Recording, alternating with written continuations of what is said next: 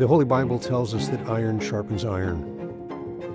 And conferences like this provide the opportunity for men to meet one another and to exchange their ideas, their struggles, their triumphs, to be able to understand what it is to be a Catholic man. For brothers to come together and support one another and encourage one another at a time where there's probably a desperate need for men to be holy men, to be the fathers that they're called to be and the husbands that they're called to be. So an opportunity for men to get together and understand, no, this is the way things ought to be. That's just invaluable. The Catholic Men for Jesus Christ Conference started 28 years ago as a state conference founded by a gentleman called Jim Manhart. The idea occurred in Kelly's Tavern down the Jersey Shore, where these men would get together on Sunday mornings and have like a community breakfast kind of thing. And Jim Manhart had the idea of having a men's conference. And he pulled over Father Scott and they started collaborating. And this thing started. And I think it was really one of the first major men's conferences in the whole Northeast at the time. Days like today, when we join together in this, our 28th annual conference as Catholic Men for Jesus Christ, the Lord himself invites us all, every one of us here, to reflect upon who and what we are. Right now, the Catholic Men for Jesus Christ Conference is really a conference for the Diocese of Trenton. It still continues after 28 years. It's still an event that men look forward to, and they show up. I'm here at the conference to really kind of just encourage the men to continue to grow in their faith. It's extremely important. They're seeing men just like themselves going through maybe some of the struggles of life, and how does faith really kind of have that component in those struggles? They're not alone in this kind of journey. We're never alone. God is always there, but men together can bond stronger. For men in particular, it's becoming more and more difficult to be a strong father in the household, to be a leader in your domestic church, as husbands, as dads, and now as granddads for many of us. And so when you're living the day-to-day, you can oftentimes feel alone and isolated, even in parish life. But when you attend a conference like this and see almost 800, maybe 800 men coming together, you can't help but feel strengthened and supported, and you know that you're not alone. You have a good community around you in the diocese. God is infinite perfect being itself. The opposite of God would just be absolute nothing. Absolute nothingness. Because God is absolute perfect being. I think the most important thing is you hopefully walk away with an understanding more about your faith, or a grandfather, a son, an uncle, what have you.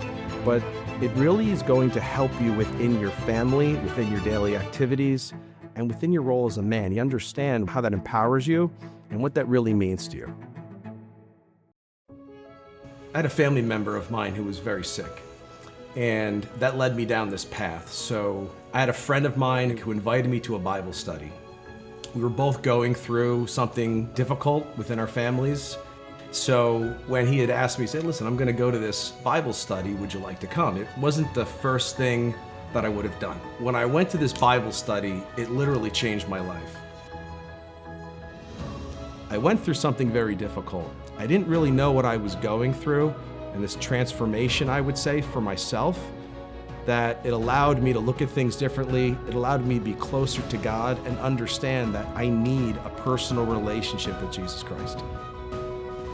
Intellect and will, those are the spiritual faculties of the soul, being able to know and to choose. That's what makes us in the image and likeness of God. If you want to follow Christ, you have to choose to pick up the cross.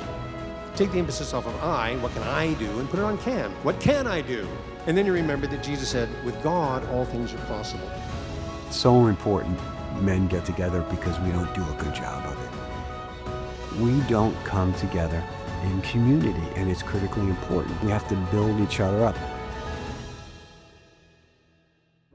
The theme of this year's conference is solidarity. And when I introduced the conference, that was a big part. I reflected on solidarity. I couldn't help but think that, you know what, this is what we're called to be as men. We're called to come together. Christ sent you 2 by 2, and actually move the world, not necessarily by an island, not being alone. And it's because of that, in the conference, the Holy Spirit is there. And when Christ said, where two or more are gathered, there I am in your name.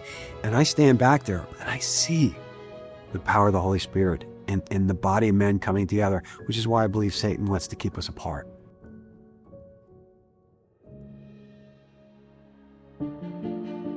As we continue, I certainly hope that we get more attendees. So we always want more people to attend. We have some great speakers that we attract other people to come, sometimes just for the speakers there alone. But if we get about 500 or 600 people, that's a great number. It'd be great to 2x or 3x that number. It'd also be great to do something at an ongoing basis. So more than just an annual meeting where you learn a lot for the day and then you go home. There could be other things that we do within your local communities. Maybe there's other things that you can do within your local men's group. You know, you're speaking sort of very often, this is the salt of the earth. They're here for a reason. I mean, if you're going to go to a men's conference, I mean, you're obviously taking your faith serious. But the cool thing on the side note is very often they'll drag their friend. And, you know, one of the cool things that, you know, I always love is when I review those surveys, there's always a conversion. There's always a reversion. And that's why this is worth it.